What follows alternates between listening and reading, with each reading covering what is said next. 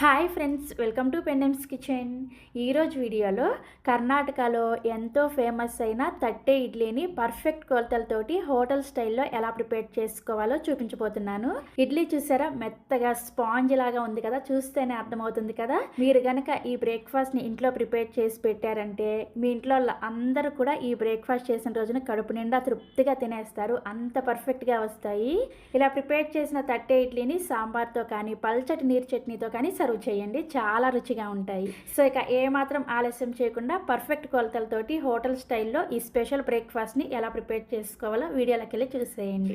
First మనం ఈ తట్టె ఇడ్లీ పిండిని ప్రిపేర్ చేసుకోవడం కోసం ఒక గిన్నెని తీసుకొని ఇందులోకి 1 కప్పు మినపగుళ్ళని వేసుకోండి. మీరు ఇక్కడ నేను చెప్పబోయే ఇంగ్రీడియంట్స్ అన్నీ కూడా కొలుచుకోవడం కోసం ఒక గిన్నెని కానీ గ్లాసుని కానీ సెట్ చేసుకోండి. అప్పుడే మీకు పర్ఫెక్ట్ కొలతలతోటి పిండి రెడీ అవుతుంది అనమాట. తర్వాత ఇందులోకి అదే కప్పుతోటి 1/2 కప్పు లావుగా ఉండే సగ్గు బియ్యాన్ని, 1/2 కప్పు లావుగా ఉండే అటుకుల్ని వేసుకోవాలి. అటుకులు చూడండి ఇలా లావుగా ఉండాలి, పల్చటి అటుకుల్ని వేసుకోకూడదు, అలాగే మీడియం సైజ్ అటుకుల్ని కూడా వేసుకోకూడదు. ఇలా లావుగా ఉండే అటుకుల్ని 1/2 కప్పు వేసుకోవాలి.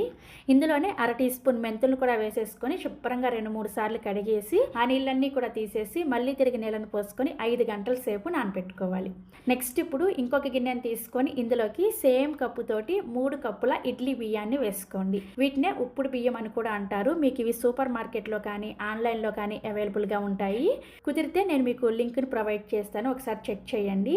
వీటిని కూడా శుభ్రంగా కడిగేసి నీళ్ళన్నీ కూడా తీసేసి మళ్ళీ తిరిగి నీళ్ళని పోసుకొని వీటిని సపరేట్గా ఒక 5 గంటల సేపు నానబెట్టేసుకోండి. సో 5 గంటల తర్వాత చూస్తే బియ్యం చూసారా చక్కగా నానిపోయాయి కదా. అదేవిధంగా 5 గంటల ముందు నానబెట్టుకున్న మినపగుళ్ళు, సగ్గు బియ్యం రెండు కూడా చక్కగా నానిపోయాయి. ఇప్పుడు మిక్సీ జార్లోకి ముందుగా మనం నానబెట్టుకున్న ఈ మినపగుళ్ళు, సగ్గు బియ్యాన్ని వేసుకొని తగినన్ని నీళ్ళని ఒకేసారి వేసుకోకుండా కొద్దిగా నీళ్ళని వేసుకుంటూ ఈ పిండిని బాగా మెత్తగా వెన్నలాగా గ్రైండ్ చేసుకోవాలి. ఎక్కడ కూడా కొంచెం బరక్ కూడా లేకుండా చూసారా, పిండి గ్రైండ్ చేసిన తర్వాత పిండి పైన ఈ విధంగా బబుల్స్ లాగా రావాలన్నమాట. ఇలా వస్తేనే పిండి బాగా మెత్తగా గ్రైండ్ అయిందని అర్థం. అలాగే మనకి ఇడ్లీ కూడా మెత్తగా వస్తాయి అనమాట. ఇలా చక్కగా బబుల్స్ లాగా వచ్చిన తర్వాత ఒకసారి పిండిని చెక్ చేసుకోండి, చేత్తో పట్టుకొని చూస్తే బాగా మెత్తగా ఉండాలన్నమాట. ఇలా గ్రైండ్ చేసుకున్న ఈ పిండిని ఒక గిన్నెలోకి వేసేసుకొని సేమ్ మిక్సీ జార్లోకి మనం నానబెట్టుకున్న బియ్యాన్ని కూడా మిక్సీ జార్కి సరిపడా వేసేసుకొని తగినన్ని నీళ్ళని కొద్దిగా వేసుకుంటూ ఈ బియ్యాన్ని మాత్రం కొంచెం లైట్గా మనకి ఇడ్లీ రవ్వ ఉంటుంది చూసారా, ఆ విధంగా గ్రైండ్ చేసుకోవాలి. మరీ మెత్తగా గ్రైండ్ చేసేసుకున్నారనుకోండి బియ్యాన్ని, ఈ ఇడ్లీ అనేది రబ్బర్ లాగా సాగినట్లుగా వస్తాయి అనమాట. అందుకని కొంచెం లైట్గా బరకగా గ్రైండ్ చేసుకోవాలి. అలాగే కన్సిస్టెన్సీ కూడా ఈ విధంగా ఉండాలి. ఇక్కడ నేను మీకు పిండిని గ్రైండ్ చేశాక చూపిస్తున్నాను చూడండి, ఇలా కొంచెం బరకగా రవ్వలాగా ఉండాలన్నమాట. ఇలా గ్రైండ్ చేసుకున్న ఈ బియ్యం పిండిని కూడా ముందుగా గ్రైండ్ చేసుకున్న ఈ మినప్పిండిలోకి వేసేసుకొని ఈ 2 పిండిలు కూడా బాగా కలిసే విధంగా చేత్తోనే కలుపుకోండి. చేత్తో కలుపుకుంటేనే మీకు పిండి అనేది చక్కగా కలిసి పులుస్తుంది అనమాట. సో ఇలా కలుపుకున్న తర్వాత కన్సిస్టెన్సీ మనకి ఈ విధంగా ఉంటుంది. ఇప్పుడు దీని మీద మూత పెట్టేసి ఈ పిండిని ఒక నైట్ అంతా కూడా రూమ్ టెంపరేచర్లోనే ఫర్మెంట్ చేసుకోవాలి. కనీసం ఒక 8 గంటల సేపు ఫర్మెంట్ చేయాలి. ఇలా గ్రైండ్ చేసుకున్న పిండిని వెంటనే ఫ్రిడ్జ్లో పెట్టకూడదు, ఖచ్చితంగా రూమ్ టెంపరేచర్లోనే పెట్టాలి. సో నేనైతే ఇక్కడ ముందు రోజు నైట్ గ్రైండ్ చేసేసుకొని నెక్స్ట్ డే ఉదయాన్నే మీకు చూపిస్తున్నాను చూసారా, పిండి ఎంత చక్కగా పొంగిందో చూసారా. ఇలా పొంగితేనే మనకి ఇడ్లీ చాలా మెత్తగా స్పాంజ్ లాగా వస్తాయి. ఇలా పొంగిన పిండిని గరిటతో మీరు ఎలా పడితే అలా కలపకుండా నెమ్మదిగా ఒకే డైరెక్షన్లో కలుపుకోవాలి. పులిసిన పిండిని ఎలా పడితే అలా కలిపేశారనుకోండి, ఫర్మెంటేషన్ టైంలో పిండిలో ఏర్పడిన గాలంతా కూడా పోయి మీకు ఇడ్లీలు పొంగకుండా అణిగిపోతాయి, అలాగే గట్టిగా కూడా వస్తాయి అనమాట. అందుకని ఒకే డైరెక్షన్లో నెమ్మదిగా కలిపేసుకొని ఇందులోకి రుచికి సరిపడా ఉప్పుని అలాగే అవసరమైతే కొద్దిగా నీళ్ళని వేసుకొని పిండిని నేను మీకు వీడియోలో చూపిస్తున్నాను చూసారా, మరీ గట్టిగా కాకుండా మరీ పల్చగా కాకుండా ఈ కన్సిస్టెన్సీలో రెడీ చేసుకోవాలి. సో మనకి తట్టె ఇడ్లీ కోసం పిండి రెడీ అయిపోయింది. అలాగే ఈ తట్టె ఇడ్లీని ప్రిపేర్ చేసుకోవడం కోసం ఈ విధంగా స్పెషల్గా ఇడ్లీ స్టాండ్ ఉంటుంది అనమాట. మీకు ఇది ఆన్లైన్లో ఈజీగా అవైలబుల్గా ఉంటుంది, లేదంటే లోకల్ షాప్స్లో కూడా అవైలబుల్గా ఉంటాయి.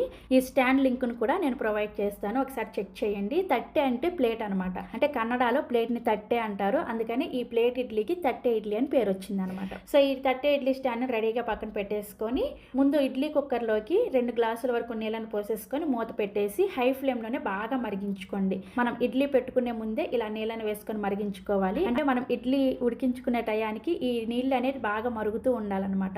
నెక్స్ట్ ఇప్పుడు ఈ ప్లేట్లలోకి ఒక్కొక్క చుక్క నెయ్యిని కానీ నూనెని కానీ వేసుకొని ఈ ప్లేట్లకి చక్కగా అప్లై చేసేసుకొని మనం ప్రిపేర్ చేసిన ఈ పిండిని ఇక్కడ చూసారా కన్సిస్టెన్సీని మళ్ళీ చూపిస్తున్నాను, ఈ కన్సిస్టెన్సీ ఉండేలాగా రెడీ చేసుకోవాలి. వేసుకోవాలి. ఈ ప్లేట్కి సరిపడా ఒక 2 గరిటెల వరకు పిండిని వేసేసుకొని మీకు కావాల్సిన ప్లేట్లలో ఇలా ఇడ్లీ పిండిని వేసుకోండి. నేనైతే ఇక్కడ 4 ప్లేట్లు ఉండే ఇడ్లీ స్టాండ్ని యూజ్ చేస్తున్నాను అనమాట. 4 ప్లేట్లలో ఇడ్లీని పెట్టేసుకుంటున్నాను. ఇడ్లీ పెట్టుకున్న తర్వాత ఇడ్లీ స్టాండ్లో ఈ విధంగా ప్లేట్లను అరేంజ్ చేసేసుకొని బాగా మరక కాగుతున్న నీళ్ళల్లోకి ఈ స్టాండ్ని పెట్టేసి మూత పెట్టుకొని ఒక 12 నుంచి 15 నిమిషాల పాటు లో టు మీడియం ఫ్లేమ్లోనే ఉడికించుకోవాలి. మీరు ఈ ఇడ్లీని ఎంత మందంగా పెట్టుకుంటారనే దాని మీద ఆధారపడి ఉంటుందన్నమాట. ఇడ్లీ ఉడకడం అనేది కొంచెం పలచగా ప్రిపేర్ చేసుకున్నారనుకోండి ఇడ్లీలు తొందరగా ఉడికిపోతాయి. సో నేనైతే ఒక 12 నిమిషాల తర్వాత మూత తీసి మీకు చూపిస్తున్నాను. చూసారా, తడి చేతితో ఒకసారి ఇడ్లీని టచ్ చేసి చూసారంటే మీ చేతికి పిండి ఏమి అతుక్కోవట్లేదు అంటే ఇడ్లీ చక్కగా ఉడికిపోయినట్లే. ఇప్పుడు వెంటనే స్టవ్ ఆఫ్ చేసేసి ఈ ఇడ్లీ స్టాండ్ పక్కన పెట్టేసుకొని ఒక 5 నిమిషాల పాటు అలా వదిలేసేయండి. మీరు వెంటనే ఇడ్లీ తీసేసారనుకోండి ఎలా వస్తాయి కూడా నేను ఈ రోజు లైవ్ లో మీకు వీడియోలో చూపిస్తాను చూడండి. ఇడ్లీ స్టాండ్ బయటికి తీసిన వెంటనే ఇడ్లీ తీసుకుంటే చూసారా ఇడ్లీ ప్లేట్ కొద్దిగా అతుక్కుని చూసారా ఇలా వస్తుంది అనమాట. లేదంటే ఒక్కొక్కసారి ముద్దలాగా వచ్చేస్తుంది అనమాట. అందుకనే ఇడ్లీ స్టాండ్ తీసి బయట పెట్టిన తర్వాత ఒక 5 నిమిషాలు ఖచ్చితంగా వెయిట్ చేయాలి. నార్మల్ ఇడ్లీకి కూడా అంతేనమాట. ఒక 5 నిమిషాల పాటు వెయిట్ చేసి ఇడ్లీ సెట్ అయిన తర్వాత తీసారనుకోండి చూసారా ఎంత చక్కగా వచ్చిందో ఇడ్లీ. ప్లేట్కి అసలు ఎక్కడ కూడా అతుక్కోలేదు చూసారా. సో ఇందుకనమాట ఇడ్లీని వెంటనే తీసుకోకూడదని చెప్తాను. సో ఈ విధంగా ఇడ్లీలన్నీ కూడా తీసేసుకొని చక్కగా అరిటాకు మీద సర్వ్ చేస్తున్నాను నేను. ఇలా ప్రిపేర్ చేసుకున్న ఇడ్లీని నేనైతే సాంబార్తో సర్వ్ చేశాను. మీరు కావాలంటే నీరు చట్నీతో కూడా సర్వ్ చేసుకోవచ్చు. చాలా చాలా రుచిగా ఉంటాయి. ఇక నేను మీకు ఒక తట్టే ఇడ్లీని తుంచి చూపిస్తున్నాను చూడండి. చక్కగా దోశలాగా ఎంత చక్కగా ఫోల్డ్ అవుతుందో చూసారా. మీకు చూస్తేనే అర్థమైపోతుంది. చాలా మెత్తగా ఉంటుంది. చిన్న పిల్లల నుంచి పెద్దవాళ్ళ వరకు ఎవరైనా సరే హ్యాపీగా తినేస్తారనమాట. అలాగే సాంబార్ కనుక వేసి ఇచ్చారనుకోండి ఈ ఇడ్లీ చక్కగా సాంబార్ని పీల్ చేసుకొని చెప్తుంటేనే నాకు నోట్లో నీళ్ళు వచ్చేస్తున్నాయి. సర్వ్ చేసుకున్న సాంబార్ రెసిపీ కావాలి అంటే ఒకసారి డిస్క్రిప్షన్ని చెక్ చేయండి. లింక్స్ అన్ని కూడా ప్రొవైడ్ చేస్తాను. Thank you.